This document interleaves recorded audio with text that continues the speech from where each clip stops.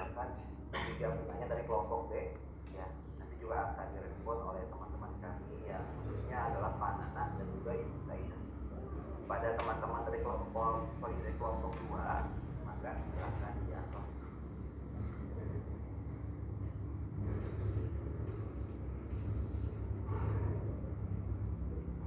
Baiklah, Bu Dede seperti biasa, Dr. Fadil, silakan Bu, bertanya apa? Ya, Assalamualaikum warahmatullahi wabarakatuh. Waalaikumsalam warahmatullahi wabarakatuh. Saya sangat apresiatif sekali ya sama kelompok 1. Kita bersaudara loh. Jadi walaupun kata Pak Eldi kami sedikit kata-kata perasanya dan sebagainya, kelompok kami salut dan sangat menghargai banget kelompok 1.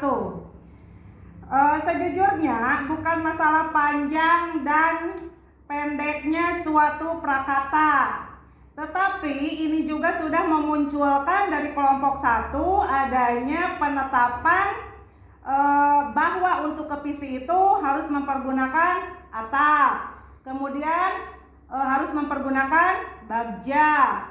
Tapi di sisi lain ini yang kolaborasinya nih yang dibawakan ada penekanan bahwasannya ini hasil kelompok.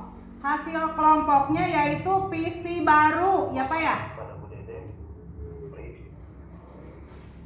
Apa? Artinya gangguan sinyal itu ya, gangguan sinyal. Ada gangguan dari suara dan juga videonya. Halo? Gimana Bu? Intinya kalaupun tahapan atap dan tahapan bagja bisa dikolaborasikan, itu ada, kalau tahapan atap itu ada 4 macam tahapan, dan di tahapan bagja itu justru ada 5 tahapan. Nah, yang bisa berkolaborasi dari kedua tahap ini, baik atap dan bagja, yang menurut kelompok 1 itu harus seperti apa dan bagaimana? Terima kasih.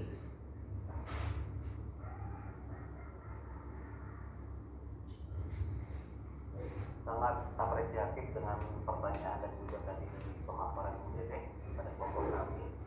Ya, jadi intinya Bu Dede menanyakan intinya adalah metode atap dan bagja itu yang kalau dipromosikan seperti apa gitu ya.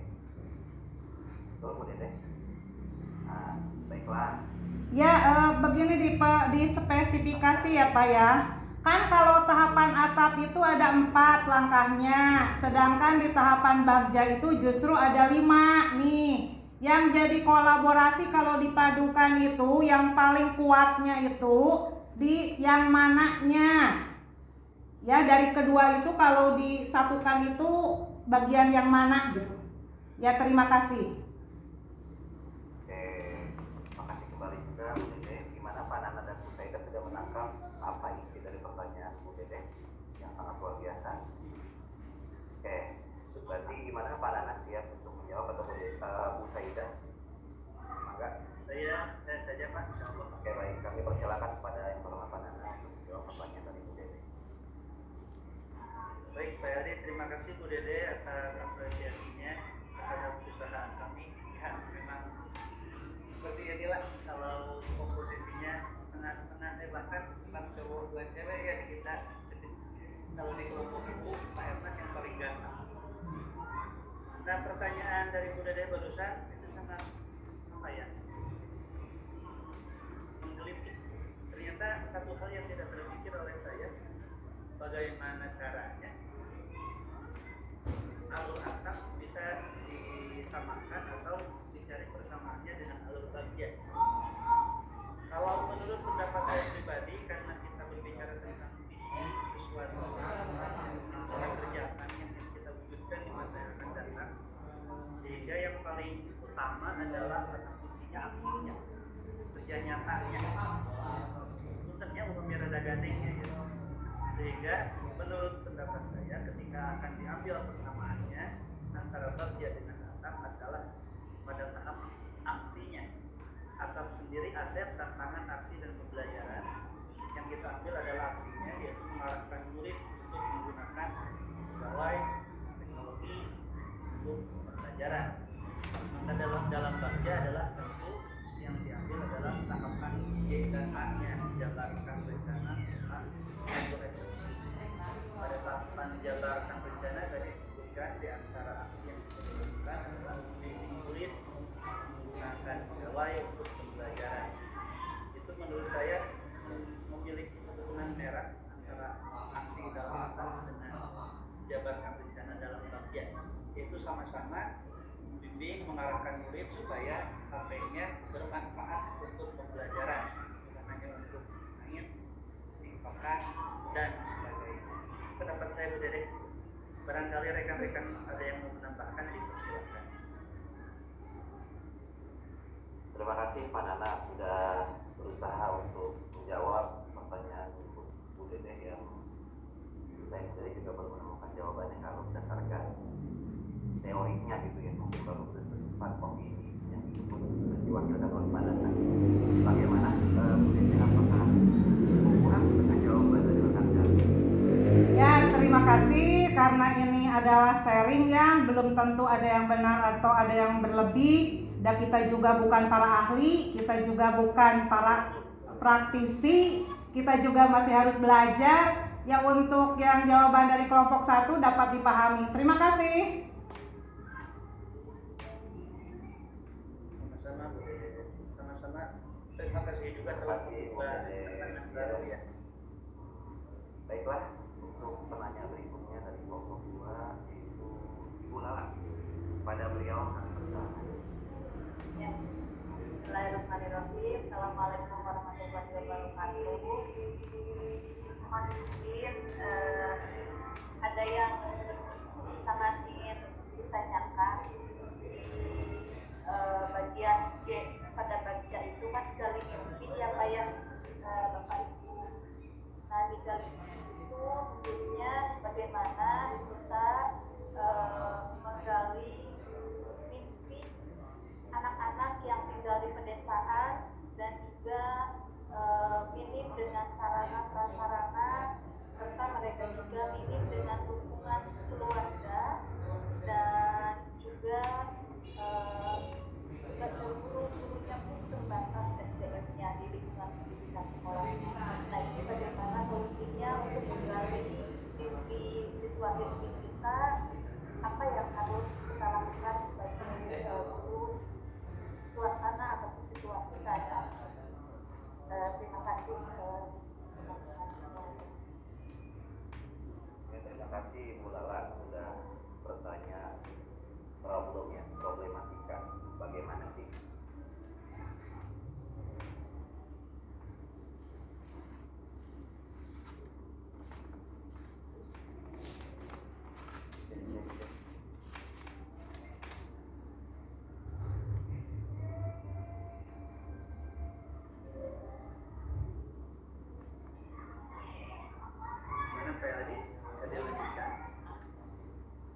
Sepertinya sinyalnya Pak. Silakan dijawab Bu Saidah. Allah, nanti ditambahin aja ya Pak ya, takutnya ada kekurangan. Baik, pertanyaan dari Bu Lala tadi, gali mimpi ya Bu ya, untuk ya kalau kita lihat mah ada di kayak film-film Laskar Pelangi gitu ya, jadi berkala dan bagaimana menggali mimpi seorang anak yang tidak ada internet, tidak bisa melihat untuk supaya termotivasi dan lain sebagainya gitu. Kebetulan waktu saya kuliah dulu saya KKN di wilayah yang pelosok Bu, dan mungkin bisa dikatakan Baduy gitu ya, di perbatasan Provinsi Jawa Barat dan Banten gitu. Nah di situ memang sangat minim sekali pendidikan anak-anak lulusan SD itu nikahin gitu. Jadi jarang sekali orang tua yang mengarahkan untuk belajar gitu. Nah belajar dari situ pengalaman saya ternyata seiring berjalannya waktu dengan banyaknya berdatangan dari mahasiswa luar ke situ gitu, ke daerah situ, bisa memberikan motivasinya itu dari situ Bu. Jadi sering berkunjungnya, jadi sering memberikan motivasi dan tidak menutup diri. Kampung itu tidak menutup diri.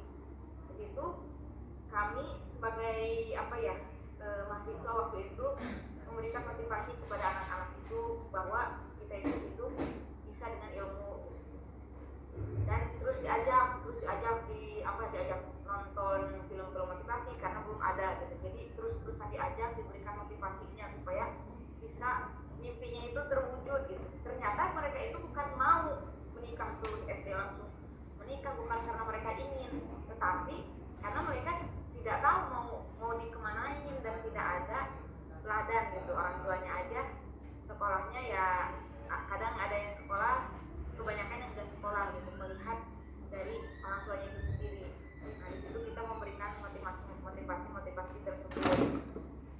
Adapun di sekolah saya juga sih sebetulnya tidak terlalu kota tapi tidak terlalu kampung juga gitu. Masih ada juga yang lulusan sekolah itu langsung menikah, lulusan SD, lulusan SMP gitu. Tetapi dengan melihat sekarang, ternyata sekolah itu bisa menghasilkan uang loh, ternyata sekolah itu bisa seperti ini, bisa seperti ini. Jadi termotivasi lah Bu. Jadi mereka bisa mempunyai mimpi dan menggali mimpinya itu yang mereka bisa berjuang sendiri untuk saat ini. Mungkin ada tambahan? Bagus Bu Saida, saya izin menambahkan ya. Ulala itu pertanyaan yang sebetulnya milik saya. Karena saya pribadi detik ini, tahun ini mengajar di sekolah yang benar-benar terisolasi sosial, tapi punya keinginan mewujudkan mimpi tersebut. Ternyata yang saya lihat di lapangan anak-anak, kalau secara pribadi mereka punya HPL di rumahnya ada sinyal, hanya di sekolah saya saja yang ada sinyal. Sehingga ketika dibawa ke sekolah, tidak sampai mereka hanya mainnya offline saja, dia tinggal mengarahkan ke pembelajaran. Kedua, apabila memang mimpi ini mau diterapkan di sekolah di tempat yang minim sinyal, infrastruktur seperti saya yakin pada tahap jabarkan rencana itu harus ditambah. Kemudian pada tahap akhir eksekusi harus ditambah siapa yang akan diajak dalam pencapaian visi ini. Desa, RT RW, bahkan bisa jadi provider telepon seluler supaya memasang tower itu di sekitar tempat tersebut. Kalau hanya di lingkungan sekolah, warga sekolah, ya akan kurang efektif karena infrastrukturnya belum ada ya. Sehingga saya yakin ketika rencana ini diaplikasikan itu harus ditambah stakeholder yang dilibatkan, mereka yang memang punya kemampuan mewujudkan hal-hal besar seperti pembangunan infrastruktur, penyediaan tower, jalan sarana internet dan yang lain. Itu Bu Lala. Terima kasih. Terima kasih Bu Saida dari Panana sudah membangun menjawab pertanyaan dari Bu Lala. Memang luar biasa ya. Intinya kita lebih sering mempraktekkan sebuah teori gitu ya. Ada teori dari misalnya dari buku apa, termasuk misalnya GP. Tapi lebih real atau lebih bagus kalau kata Bujaka gitu, kata tulis. Yang sulit itu adalah menteorikan sebuah praktek gitu. Kenapa? Karena setiap tempat pasti berbeda. Nah, misalnya di daerah kita yang di Eropa mungkin berbeda sedikit atau mungkin banyak di daerah utara seperti di sana. Hal-hal yang kita rasakan mungkin tidak ada rasakan atau mungkin bisa mengarah. Itu yang bulan lain. Kesimpulan saya tambah. Baiklah, untuk pertanyaan terakhir dari penanya Bu Nung Nurjana kepada beliau untuk kepada Bismillahirrahmanirrahim. Assalamualaikum warahmatullahi wabarakatuh. Terima kasih Pak Eldi yang sudah memberikan waktu dan kesempatan. Sebenarnya saya tidak akan bertanya karena apa yang disampaikan itu sudah mulai ada pencerahan bagi saya. Jadi dari tanya jawab pun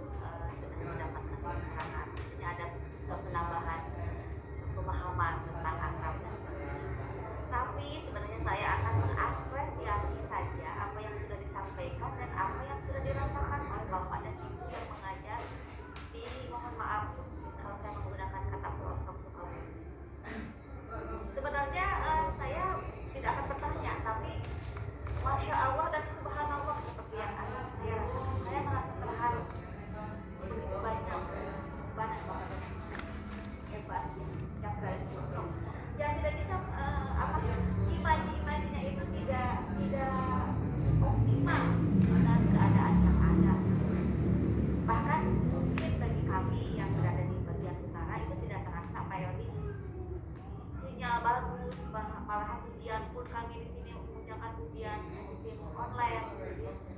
Kemudian juga laptop mereka memiliki,